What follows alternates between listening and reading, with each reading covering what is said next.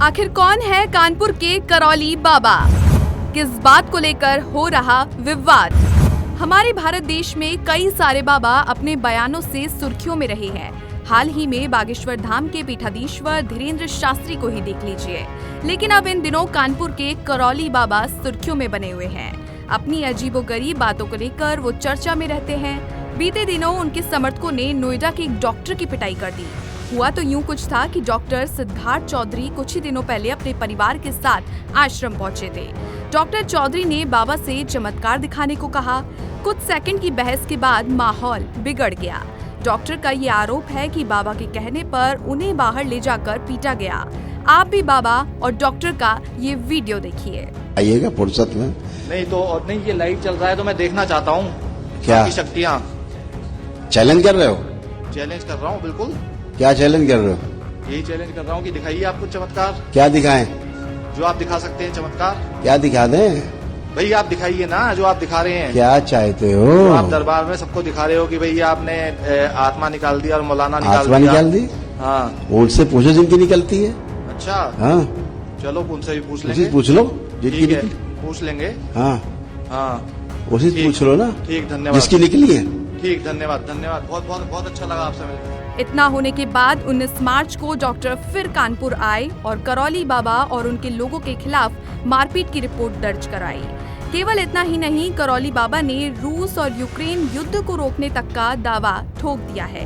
खैर, ये तो थी बाबा की अनोखी और अजीबोगरीब बातें। लेकिन अब बाबा के जीवन के बारे में भी जान लेते हैं। तो चलिए आपको बताते हैं बाबा के शुरुआती जिंदगी से लेकर अब तक की पूरी कहानी। करौली बाबा का नाम संतोष सिंह भदौरिया है। संतोष सिंह लंबे समय तक आयुर्वेद के डॉक्टर रहे हैं। इसी के साथ ही वो किसानों के मुद्दे भी उठाते रहे हैं। 1989 में संतोष सिंह भदौरिया ने किसान यूनियन ज्वाइन की थी और इसके बाद वो भारतीय किसान यूनियन के जिला अध्यक्ष भी बने।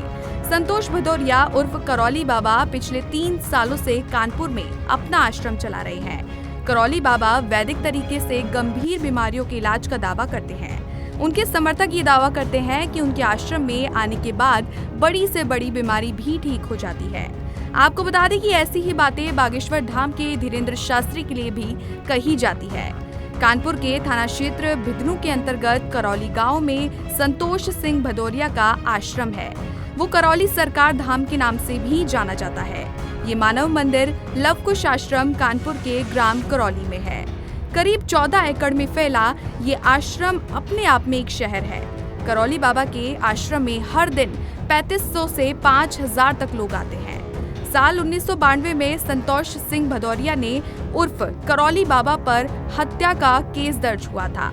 इसी मामले में उनको जेल भी जाना पड़ा। साल 1993 में उन्हें जमानत पर रिहाई मिली।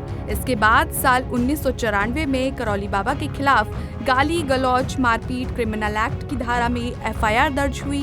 NSA के तहत भी कार्रवाई हुई। फिर साल 1995 बर्रा में बाबा के खिलाफ FIR दर्ज की गई और अब मार्च 2023 में बाबा और उनके साथियों पर धारा 323, 504 और 325 IPC में FIR दर्ज कर ली गई है। तो ये थे कानपुर के करौली बाबा, जो कि अपने उपदेशों से ज्यादा विवादों के लिए सुर्खियों में रहते हैं। अब आगे बाबा का क्या चमत्कार होगा या फिर कोई नया बयान देंगे, ये तो आने वाला वक्त ही बताएगा। ब्यूरो रिपोर्ट, सच बेधड़क।